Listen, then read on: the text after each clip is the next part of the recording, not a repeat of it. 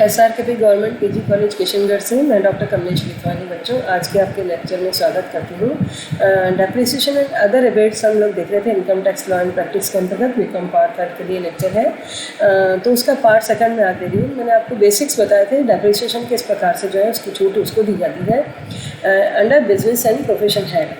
तो यहाँ पर हम देखने जा रहे हैं उसके कुछ आगे के और प्रोविजंस क्या है। तो आजकल आपने देखा है कि जीएसटी भी लग रहा है, गुड्स एंड सर्विस टैक्स लग रहा है, तो उसका अगर वो भी जीएसटी का भी प्रावधान अगर है तो एसेट्स खरीदने के बाद में कुछ अमाउंट उसका जीएसटी भी जो है आपको चार्ज होता है। तो एसएससी के पास में 2 तरीके हैं। अगर आपको जो है क्लेम कर रहे हैं आप ITC has been claimed out of the GST paid, है ना। अगर आपने जीएसटी पेड का भी क्लेम किया है तो डेप्रिसिएशन जो है वो चार्ज होगा नेट अमाउंट पर, ठीक है। और अगर आपने उसका क्लेम नहीं किया है तो फिर जो है आपका एंटर अमाउंट पर जो है डेप्रिसिएशन चार्ज होगा। Second case can be observed in assets which fall under the category of blocked credit of GST, है ना। फाउंडेशन बिल्ड मतलब अगर आपने ब्लॉक पूरा है और उस पर आपने अभी कोई डेप्रिसिएशन आपने उसके ऊपर कोई जीएसटी क्लेम नहीं किया है तो पूरा ब्लॉक होगा। और foundation build for plant and machinery is considered as a part of plant and machinery and has does not fall under the category of blocked credit. This is to avoid SSC from taking dual benefits under both the acts, है ना। तो ऐसा नहीं कि वो block बना करके वहाँ भी ले लेता है और अलग से भी ले लेता है, तो इसलिए इस तरह से इसका प्रावधान रखा गया है। अच्छा, मेथड्स ऑफ डेप्रिसिएशन आपको बताई मैंने जैसे पहले वाले लेक्चर में कि इनकम टैक्स के मेथड्स हमारे बिल्कुल अलग हैं और हमारे अकाउंट्स के बिल्कुल अलग हैं। तो यहाँ पर एक डेफर्ड टैक्स क्रिएट हो जाता है ना, डेफर्ड अमाउंट क्रिएट हो जाता है, तो वो अलग से इसको कैलकुलेट करते हैं कि आपने जैसे पावर है उस पर आपने 15% तो दे रहे हैं आप इनकम टैक्स में, है ना। और वहाँ पर जो है आप दे रहे हैं 9.5% से आप दे रहे हैं मशीन है कोई आपकी, उस पर कंपनी एक्ट के अंतर्गत आप यानी फाइनेंशियल अकाउंट्स में हमारे 9.5% से आप डेप्रिसिएशन लगा रहे हैं और इनकम टैक्स एक्ट में आप 15% से डेप्रिसिएशन लगा रहे हैं। तो यहाँ पर डिफरेंस हो जाएगा डेप्रिसिएशन का और ये कहलाएगा 5,400 का डिफरेंस, जो कि डेफर्ड टैक्स लायबिलिटी कहलाएगी आपकी proportionately. Depreciation and capital gains are 2 तरह के होते हैं। There are 2 cases where entire block of assets ceases to exist when all the assets falling under the particular block are sold, then the loss और gain arising from such sale shall be considered as short term. ये ध्यान रखिएगा बच्चों, जैसे मैंने आपको बताया था ऐसे पिछले वाले लेक्चर में कि हम कॉस्ट कैसे निकालते हैं उसकी टोटल कॉस्ट। उसमें से अगर सेल हुआ है कुछ, एक ब्लॉक है आपका, ब्लॉक में 4 संपत्तियाँ हैं, 4 में से मान लीजिए आपने 1 बेची है तो आपकी 3 चल रही है, तब तो ब्लॉक कहलाएगा, है ना। लेकिन अगर मान लीजिए पूरा ही ब्लॉक आपका सेल हो गया, आपने उसके जो है 4 संपत्तियाँ चारों की चारों ही बेच दी आपने, तो फिर वहाँ पर आपका डेप्रिसिएशन नहीं होगा। फिर वहाँ पर उसमें क्या होगा, कॉस्ट में से कॉस्ट माइनस हो जाएगी, टोटल कॉस्ट आपकी डेप्रिसिएशन WDV और सेल वैल्यू दोनों का डिफरेंस होगा। अगर आपकी सेल वैल्यू ज़्यादा है तो वहाँ पर शॉर्ट टर्म गेन हो जाएगा और अगर आपकी सेल वैल्यू कम है तो वहाँ पर आपको शॉर्ट टर्म लॉस हो जाएगा। तो block of assets can never भी नेगेटिव में नहीं जाएंगी, या तो लॉस होगा या फिर वो शॉर्ट टर्म में ले लेंगे और या WDV अगर बचती है तो उस पर डेप्रिसिएशन आप और लगा देंगे, है ना। ये या तो मतलब शॉर्ट टर्म में जाओगे आप या फिर डेप्रिसिएशन में। When some assets are still left in the block after some sale, कुछ आपने सेल कर दिया कुछ पड़ी हुई है तो उस पर आप डेप्रिसिएशन लगाइए, ठीक है। When sale price is more than WDV, तो मैंने आपको अभी बताया कि तो वहाँ पर short term capital gain create होगा और अगर आपकी WDV से सेल प्राइस कम है तो वहाँ पर रिमेनिंग का डेप्रिसिएशन क्रिएट हो जाएगा। तो एक एडिशनल डेप्रिसिएशन भी होता है बच्चों सेक्शन 32(1) के अंतर्गत। इसके अंतर्गत क्या होता है कि एसएससी जो है बिजनेस मैन्युफैक्चरिंग में और प्रोडक्शन में जो लगा हुआ है तो उसको जो है engage in the business of generation, transmission and distribution of power. अगर पावर का डिस्ट्रीब्यूशन करता है तो उसको जो है थोड़ा सा इसमें राहत देने के लिए ये कहना चाहिए प्रमोशन देने के लिए उसको जो है इस प्रकार की छूट दी जाती है। तो उसकी रेट ऑफ एडिशनल डेप्रिसिएशन 20% उसको एक्चुअल कॉस्ट में एक्स्ट्रा और मिलेगा अगर एसेट आपकी जो है यूज़ की गई है 180 डेज और more. The rate shall be 10% if product is less than 180 days. Rate जो है अगर आपने 180 डेज से कम यूज़ किया है तो 20 की जगह 10% हो जाएगा, ठीक है, आधा हो जाएगा। Wherein SSC sets up an undertaking और एंटरप्राइज फॉर मैन्युफैक्चरिंग और प्रोडक्शन ऑफ एनी आर्टिकल और थिंग ऑन और आफ्टर 1/4/2015, है ना। बैकवर्ड एरिया में मान लीजिए अगर आपने अपनी इंडस्ट्री लगाई है, काम शुरू किया है in the state of Andhra Pradesh, Bihar, Telangana, West Bengal, तो ऐसी जगह पर अगर आपने कोई अपना बिजनेस एस्टेब्लिश किया बैकवर्ड एरिया में और वहाँ पे नई प्लांट और मशीनरी आप लगा रहे हैं इन द बिटवीन पीरियड दिया आपको 1/4/15 से 1/4/20 में आपने उसको इंस्टॉल किया है, तो आपकी रेट जो होगी 20% की जगह आपको डेप्रिसिएशन मिलेगा 35%।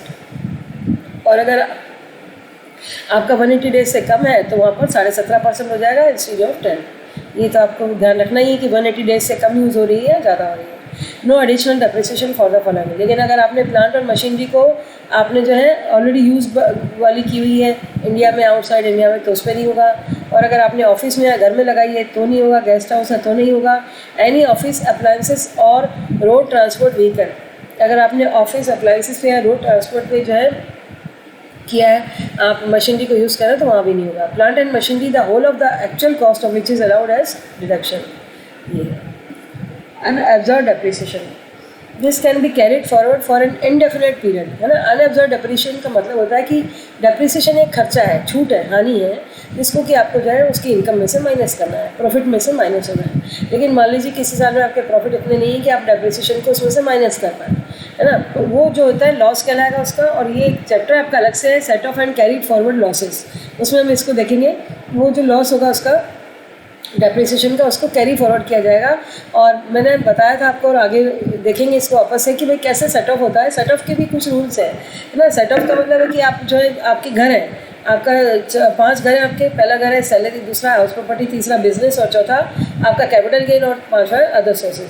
तो इन 5 घरों में से जो आदमी जिस घर में रहता है वहीं रहेगा, है ना। बाहर जाता है, अगर उसको उस घर में घुसने की इजाज़त नहीं है तो बाहर वाले दूसरे घर में भी उसको नहीं घुसने दिया जाएगा, है ना। किसी आदमी में कोई प्रॉब्लम है तो उसको एक घर में नहीं घुस सकता, तो अपने खुद के घर में नहीं जा सकता, तो बाहर भी कहीं नहीं जा सकता। इस तरह से इसके रूल्स सेट किए गए हैं और मैं इस तरह से इसको समझाती हूँ। तो जैसे उसमें अब मान लीजिए बिजनेस लॉस की इनकम है, उसको अगर आप आपस में ही सेट ऑफ नहीं कर सकते, कोई लॉस है, तो फिर वो बाहर घर में ही आप लॉस को सेट नहीं कर पा रहे तो बाहर जाके कैसे सेट ऑफ होगा। ये रूल हुआ।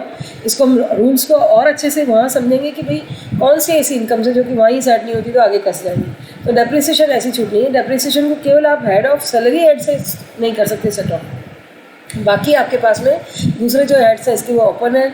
4 हेड्स में से आप इसकी लॉसेस को सेट ऑफ कर सकते हैं। पहले तो उसी साल में करिए, पहले अपने घर में नहीं हुआ उसका काम तो बाहर जाएगा, बाहर वाले घरों से पूरा करने की कोशिश करेगा। कौन कौन से घरों में जा सकता है? हाउस प्रॉपर्टी के घर में जा सकता है लॉस सेट ऑफ करने, और अपना बिजनेस सेट तो है ही, उसमें से करने के बाद हाउस प्रॉपर्टी में जाएगा या कैपिटल गेन में जाएगा, 10 में अगर कोई इनकम है तो वहाँ सेट ऑफ कर लेगा। और अगर नहीं है तो वो अगले साल में कैरी फॉरवर्ड हो जाएगा।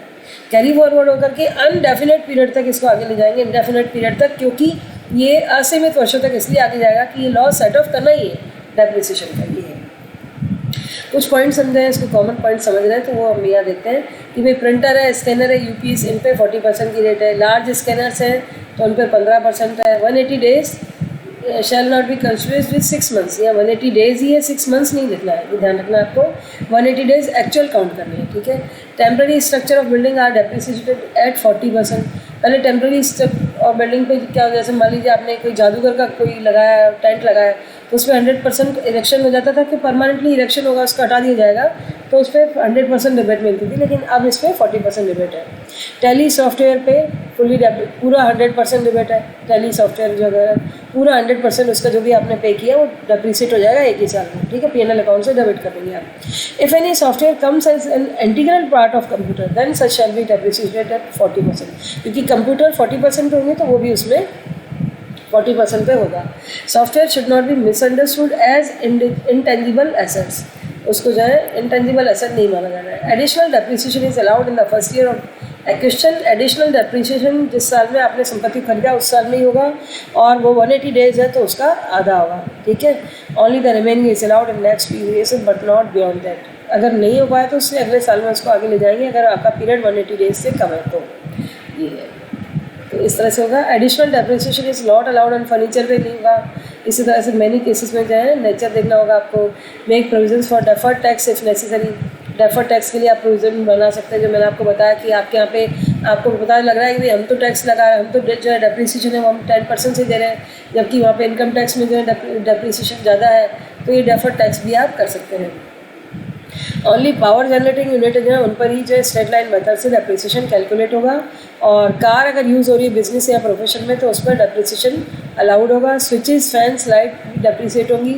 Additional depreciation is not allowed to service providers और डीलर्स। डीलर्स को नहीं मिलेगा, जो परचेज कर रहे हैं उनको खरीदने वाले ईयर में डेप्रिसिएशन, एडिशनल डेप्रिसिएशन की छूट जो है दी जाएगी। धन्यवाद।